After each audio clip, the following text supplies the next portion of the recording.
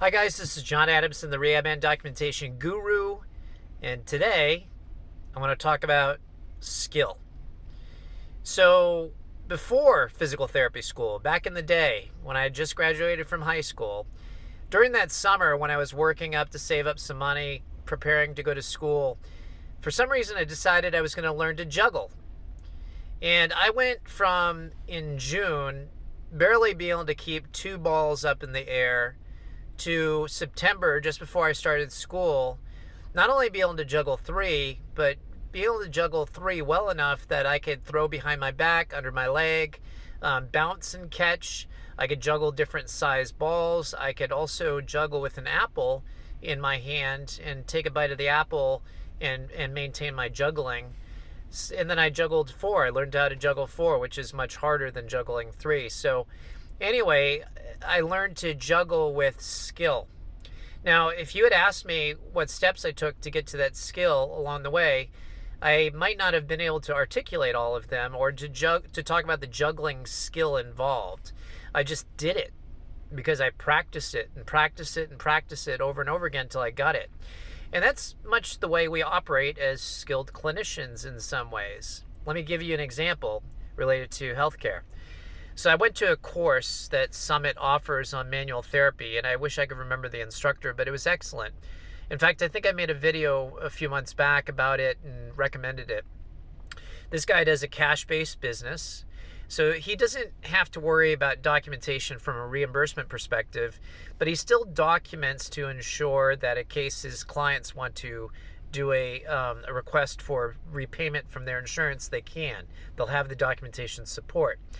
So anyway, he was doing this manual technique for a patient, well, one of the attendees, who had a tight hip capsule and doing this maneuver. And I was watching him, and he brought the hip into approximately a loose pack position, and he was doing a thrust, a mob, and then I saw him just do this very subtle movement, and then he said, "Oh, there it is." And I'm like, "Excuse me," and he knew I was his fellow Summit instructor, and we're pretty collegial in Summit. So if we go to each other's courses, I'm this way. All the instructors have been this way with me. They'll say, "Hey, if you have something valuable to bring up in your subject matter expertise, go ahead during the course." So anyway, this guy did this little slight switch of his technique, and I said, "Excuse me," I said, "That's skill." And so I said, that fine-tune adjustment that you just did to gain the range of motion, get the better joint feel, whatever you were doing, that was skill. Now, he didn't really have to think about it too much because he'd been doing it for so long in his career. And I wondered, how would you document that? As a passive observer, just watching him do that, how would you document that? Like, for example, me juggling four, juggling three, and taking a bite out of an apple while I'm juggling. How would I document that, what I'm doing, so that somebody can look at that and go, yes, that is skill? And I think that's where a lot of clinicians fall down. They do all these fine tunings and adjustments to a typical approach to something, whether it's an exercise or it's a balance technique or it's a swallowing technique or whatever it might be. And they just do it because they know how to do it.